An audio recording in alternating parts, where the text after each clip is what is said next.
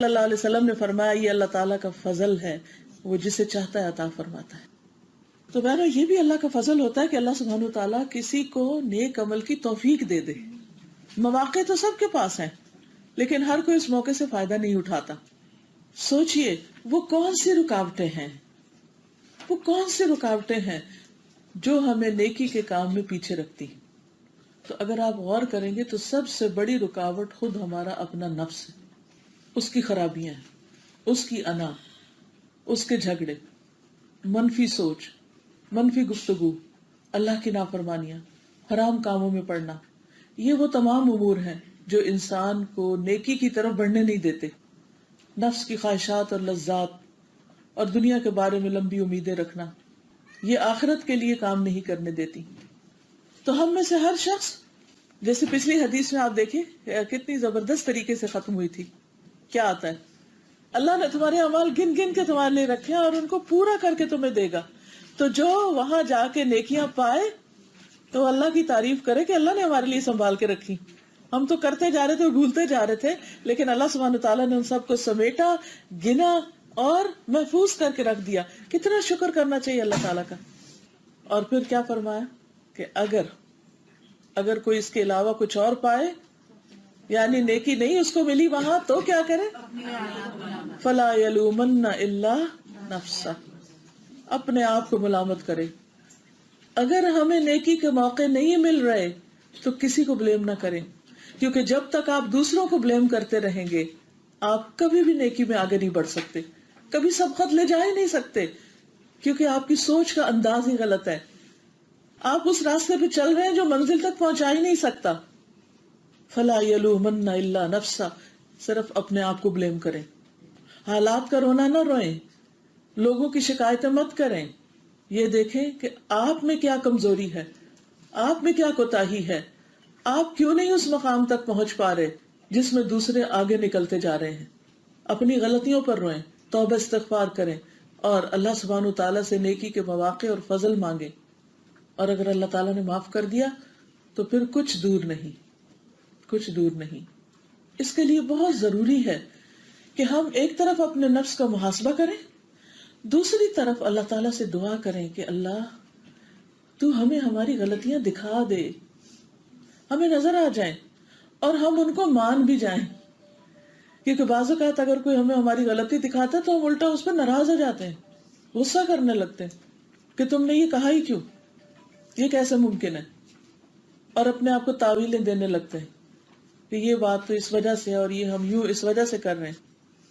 تو یہ بھی دعا مانگے اللہ تعالیٰ سے کہ اللہ پھر ان غلطیوں کے، ان کوتاہیوں کے اعتراف کی توفیق دے، اور پھر ان پر توبہ کی توفیق دے اور ان کی اصلاح کی توفیق دے، تاکہ ہم محروم نہ رہ جائیں، پیچھے نہ رہ جائیں۔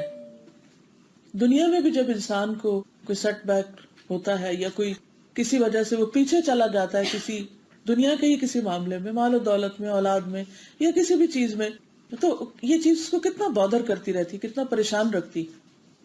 لیکن یہ تو چند دن کی بات ہے نا، آپ نے دیکھا ہوگا کبھی ہم ایک مسئلے میں پریشان ہوتے ہیں، پھر وہ حل ہو جاتا ہے تو دوسرے میں ہونے لگتے ہیں، تو تیسرے میں۔ دنیا کا سلسلہ اور نظام تو ایسا چلتا ہی رہے گا، لیکن اصل چیز آخرت، یہاں تو اگر پیچھے رہ بھی جائیں تو تھوڑی اور پش دے کے ہم آگے بڑھ جاتے ہیں، لیکن آخرت میں تو کوئی پیچھے رہ گیا تو اسے کوئی چیز آگے نہیں کر سکتی، وہی ملے گا جو کر کے بھیجا ہوگا۔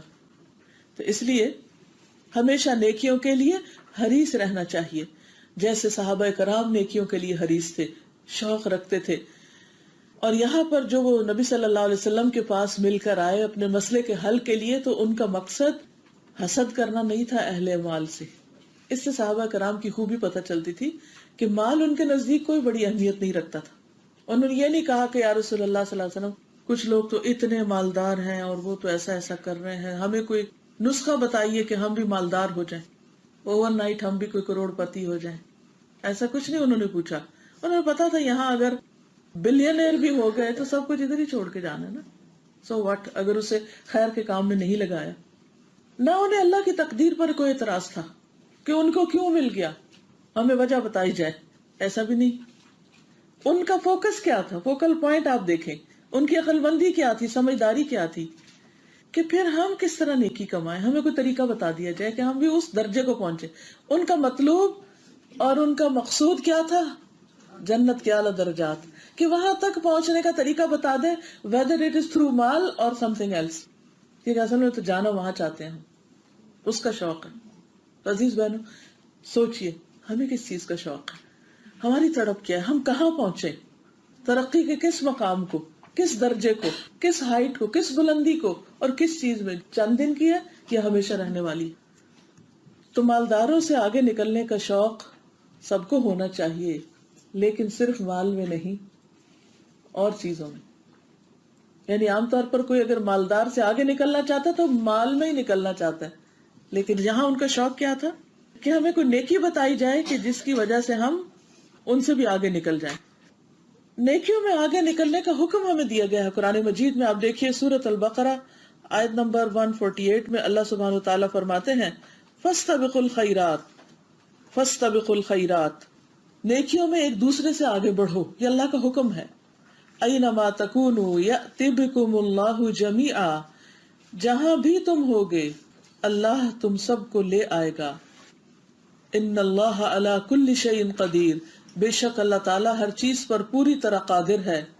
لشیء قدیر، ہر شخص کا کوئی نہ کوئی سینٹر آف لائف ہوتا ہے جس کے لیے وہ دوڑتا ہے، اور جو اس کی زندگی کا مرکزی نقطہ اس کو مسلسل حرکت کرنے پہ مجبور کرتا ہے۔ جیسے ستارے سیارے ایک سینٹر کے گرد گھومتے ہیں، ایون ایک چھوٹا سا سیل جو ہے اس کے اندر بھی ایک نیوکلس ہوتا ہے، مرکزی نقطہ ہوتا ہے۔ تو ہر شخص کی زندگی میں بھی ایک مرکزی نقطہ ہوتا ہے جس کے گرد اس کی ساری ایفرٹس گھومتی ہیں۔ تو ہم سب کو بھی سوچنا چاہیے کہ وہ کیا ہے جس کے لیے ہم دوڑ رہے ہیں۔ کیا واقعی وہ فاستبقوا الخیرات ہے؟ کیونکہ ہم کہیں بھی دوڑ رہے ہوں گے، اینما تکونوا یأتی بکم اللہ جمیعا، اللہ تم سب کو سمیٹ لے گا، اکٹھا کر لے گا، واپسی اس کی طرف ہے۔ تو اس لیے سوچو۔ سورۃ الحدید کی آیت نمبر 21 میں اللہ تعالیٰ فرماتے ہیں سابقوا الی مغفرۃ من ربکم وجنۃ عرضها كعرض السماء والارض اعدت للذین آمنوا باللہ ورسلہ ذلك فضل اللہ یؤتیہ من یشاء واللہ ذو الفضل العظیم۔ اپنے رب کی بخشش اور اس کی جنت کی طرف ایک دوسرے سے آگے بڑھو۔ تو دوڑنے کا مقام کیا ہونا چاہیے، کیا فوکل پوائنٹ ہونا چاہیے؟ بخشش اور جنت، جس کی چوڑائی آسمانوں اور زمین کی چوڑائی کی طرح ہے۔ وہ ان لوگوں کے لیے تیار کی گئی ہے جو اللہ اور اس کے رسولوں پر ایمان لائے۔ یہ اللہ کا فضل ہے، وہ اسی کو دیتا ہے جسے وہ چاہتا ہے، اور اللہ بہت بڑے فضل والا ہے۔ یعنی اللہ سبحانہ وتعالیٰ کے پاس تو سب کچھ ہے، لیکن اصل بات یہ کہ ہم کیا چاہتے ہیں، ہم کیا مانگتے ہیں۔ اگر ہماری طلب ہوگی نیکیوں میں بڑھنے، جسمانی طاقت ہو یا جوانی ہو یا زندگی ہو، یہ وقت ہو، انرجی ہو، ذہنی طاقت ہو، ذہانت ہو، کوئی بھی جو بلیسنگ ہے ہم پر اللہ سبحانہ وتعالیٰ کی، وہ صرف ایک سرٹن پیریڈ آف ٹائم کے لیے، اور اس کے بعد وہ آہستہ آہستہ آہستہ یا ایک دم واپس لے لی جاتی۔ اس لیے پھر اپنا جائزہ لیجئے، اس وقت آپ کے پاس کیا ہے جس کو آپ میکسیمم اللہ سبحانہ وتعالیٰ کے راستے میں لگا سکتے ہیں، بخشش اور جنت کے حصول میں لگا سکتے ہیں۔ کون سی وہ نعمت ہے جو ابھی تک آپ کے پاس باقی، وہ کون سے وسائل ہیں، وہ کون سے ذرائع ہیں، اور اگر آپ اس کے لیے کوشش کریں گے تو اللہ سبحانہ وتعالیٰ بھی اپنا فضل آپ پر کرے گا اور وہ آپ کو مواقع دے گا۔ لیکن اگر انسان خود نہ چاہے تو اللہ تعالیٰ زبردستی کسی کو بھی نہیں دیتا۔ لیکن جیسا آپ جانتے ہیں کہ دوڑ لگانے کے لیے، اوپر چڑھنے کے لیے ہمیشہ ایفرٹ لگانی پڑتی ہے، چاہے گاڑی دوڑانی، چاہے آپ نے پہاڑ ماؤنٹین کلائمبنگ کرنی، چاہے آپ نے فزیکلی دوڑنا ہو یا ذہنی دوڑ ہو یا پیسے کے ساتھ نیکی کے کاموں میں دوڑنا ہو، کچھ بھی کرنا ہو یا علم کے راستے میں دوڑنا ہو، ہر چیز کے لیے آپ کو محنت کرنی پڑے گی۔ اس دنیا میں کچھ بھی فری نہیں ملتا، ہر چیز کے لیے کوشش کرنی پڑتی ہے، محنت کرنی پڑتی۔ تو ہمیں سوچنا یہ چاہیے کہ ہم دوڑنے کے لیے کتنا تیار ہیں، اس مشقت کے لیے کتنا تیار ہیں، کتنی محنت کرتے ہیں، کیا قربان کرنا چاہتے ہیں۔ کیونکہ یہ بھی یاد رکھیے، اب دوڑ کو امیجن کیجئے کہ دوڑ کے وقت فالتو مال سب نیچے اتار کے رکھنا پڑتا ہے، فالتو چیزیں۔ مثلا اگر آپ دوڑنا چاہتے ہیں تو آپ نے اگر کچھ بوجھ اٹھائے ہوئے ہیں یا آپ کا وزن زیادہ ہے تو پہلے اسے اتارنا پڑے گا، ورنہ وہ دوڑنا آپ کے لیے ڈینجرس ہو جائے گا، آپ رستے میں گر پڑیں گے۔ جب بھی کبھی تیز بھاگنا ہو تو آپ کیا کرتے ہیں؟ حتیٰ کہ ایکسٹرا کپڑے بھی اتار کے رکھ دیتے ہیں، بس بیر منیمم پہنتے ہیں تاکہ وہ بھی بوجھ نہ ہو اور آپ ہلکے پھلکے ہوں اور پھر آپ دوڑ سکیں. تو اس کا مطلب یہ ہے کہ جب آپ ایک خاص ڈائریکشن میں دوڑیں گے تو آپ کو ایک تو پوری توجہ اس کی طرف کرنی ہوگی اور دوسری طرفوں سے نظر ہٹانی ہوگی. پھر یہ کہ جو فالتو فضول بیکار قسم کے کام آپ کر رہے ہیں ان کو چھوڑنا ہوگا. انسان ایک وقت میں کئی کشتیوں میں اکٹھا نہیں بیٹھ سکتا.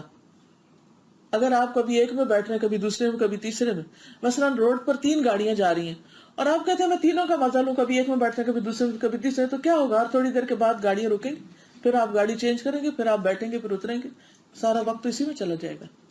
تو آپ کو چڑھنے سے پہلے ہی دیکھ لینا چاہیے کہ کس گاڑی میں بیٹھنا ہے آپ نے، اور پھر اس میں بس بیٹھ گئے تو اس کو پھر چلاتے چلے جائیں. ریسنگ کارز کو آپ نے دیکھا ہوگا کیسی کیسی ایفرٹ لگاتے ہیں اس ریس کے لیے، کتنی پریکٹس کرتے ہیں، کتنی محنت ہوتی اور کتنی سمجھداری کی ضرورت ہوتی تاکہ ریس جیتی جا سکے. گھوڑوں کی ریس دیکھ لے، کوئی بھی ریس دیکھیں. تو اگر ہم اس ریس میں شامل ہونا چاہتے ہیں مغفرت اور جنت کی، تو پھر ہمیں دیکھنا چاہیے کہ کون سی چیزیں رکاوٹ ہے، کون سی چیزیں چھوڑنی ہوگی اور میں چھوڑ سکتی ہوں، اور کن چیزوں کو مجھے پرائرٹائز کر کے ان کے اوپر فوکس کرنا ہے تاکہ میں منزل تک پہنچ سکوں، which is very very important. انبیاء علیہم السلام کیوں چنے ہوئے لوگ تھے؟ کیونکہ ان کی زندگیوں میں نیکیوں کے لیے رغبت تھی اور نیکیوں میں دوڑتے تھے. ان کا سارا تھکنا نیکی کے کاموں میں ہوتا تھا، اور سلو موشن نہیں تھے کہ ہاں اچھا کر لیتے ہیں جب ہمارے حالات اچھے ہوں گے. ایسے لوگ حالات کا انتظار بھی نہیں کرتے. انہیں جب نیکی کے موقع کا پتہ چل جاتا، نیکی کی جگہ کا، نیکی کے کام کا، تو پھر وہ فوراً اس کے لیے متحرک ہو جاتے ہیں. سورۃ الانبیاء 89 کو پکارا، اے میرے رب مجھے اکیلا نہ چھوڑ، تو سب وارثوں سے بہتر ہے. تو ہم نے اس کی دعا قبول کی اور اسے یحییٰ عطا کیا اور اس کی بیوی کو اس کے لیے درست کر دیا. بے شک وہ نیکیوں میں جلدی کرتے تھے. ان کی خوبیاں کیا تھی؟ وہ نیکیوں میں جلدی کرتے تھے اور ہمیں رغبت اور خوف سے پکارتے تھے، اور وہ ہمارے لیے عاجزی کرنے والے تھے. کانوا لنا خاشعین، یعنی جو عاجز مزاج ہوتا ہے، جو جھکنے والا ہوتا ہے، وہی دوڑتا ہے. دوڑنے سے پہلے آپ نے کبھی پوزیشن دیکھی دوڑنے والوں کی؟ کیسے کھڑے ہوتے ہیں؟ ایسے تھوڑی کھڑے ہوتے اکڑ کے، الرٹ، پوری طرح فوکسڈ، اور کان لگا کے کہ ادھر سے سیٹی بجے تو ادھر دوڑ پڑے، ادھر ادھر نہیں دیکھ رہے ہوتے. لیکن یہ خوبی صرف انبیاء کے ساتھ نہیں تھی. نبی صلی اللہ علیہ وسلم نے فرمایا میری امت کے ہر دور میں سابقون ہوں گے، فالسابقون السابقون اولئک المقربون، اور یہی دوڑتے دوڑتے دراصل اللہ کا قرب حاصل کر لیں گے، جس سے آگے کوئی خوشی ہے ہی نہیں، کوئی سکون اور اطمینان ہے ہی نہیں، اور اس سے بڑی کوئی خوش قسمتی بھی نہیں. تو اس لیے ہمت نہ ہاریے کہ او نو وہ تو پہلے دور کے لوگ تھے اور ان کے پاس تو بڑا ماحول تھا اور بہت مواقع تھے اور ہم کچھ نہیں کر سکتے. نہیں، ایک تو یہ منفی سوچ نکالی کہ ہم کچھ کر نہیں سکتے. سب کچھ کر سکتے ہیں، بس یہ کہ اس کی قیمت دینے والے بنے. سب کچھ ہو سکتا ہے لیکن اس کے لیے جو مطلوبہ ایفرٹ ہے وہ ہم لگائیں. بہت سے لوگ بلند منزلوں اور بڑے درجوں کا شوق رکھتے ہیں دنیاوی اعتبار سے بھی، لیکن اگر وہ اپنی بات میں سچے ہوتے ہیں تو پھر اس کے بعد کیا کرتے ہیں؟ لگ جاتے ہیں نا. کوئی اگر یہ کہے کہ میں دنیا کا نمبر 1 میڈیکل اسپیشلسٹ بن جاؤں مثلا کڈنیز میں، تو کیا کرے گا؟ وہ صرف ڈریم دیکھے گا، سویا رہے گا کیونکہ اور ڈریم دیکھوں؟ نہیں، پھر وہ ہر طریقہ اختیار کرے گا جس سے وہ اپنی منزل تک پہنچ سکے.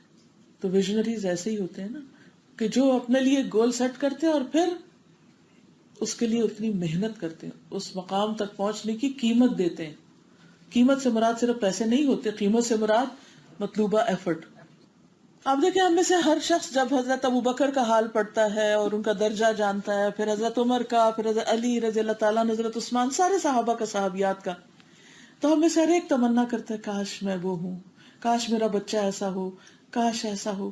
لیکن انہوں نے جو قربانیاں کی، انہوں نے جو کوششیں کی، کیا ہم وہ کرنے کو تیار ہیں؟ جو کچھ انہوں نے اللہ کے راستے میں دیا، کیا ہم بھی دینے کو تیار ہیں؟ ادھر ہمارا دھیان ہی نہیں جاتا. ہم صرف تمنائیں اور آرزوئیں کرتے ہیں. تو کوئی کام صرف تمنائیں کرنے سے تو نہیں آتا. تو اکثر لوگوں کی تمنائیں بہت بڑی بڑی ہوتی ہیں لیکن اس کے لیے محنت نہیں کرتے، ادھر ادھر کی چیزوں میں بھٹکے رہتے ہیں اور اصل کو بھول جاتے ہیں. تو صرف تمنائیں اور آرزویں کرنے سے کچھ بھی نہیں ملتا، ورنہ تو ساری دنیا وہ حاصل کر لیتی جس کی وہ تمنا کرتی ہے۔ تو محنت اور صحیح ڈائریکشن پہ محنت، جہاں جانا ہے اسی ڈائریکشن میں گاڑی چلانی پڑے گی، اور گاڑی چلانے کے لیے اتنا پیٹرول بھی ڈالنا پڑے گا، اور صحیح گاڑی کا بھی تعین کرنا پڑے گا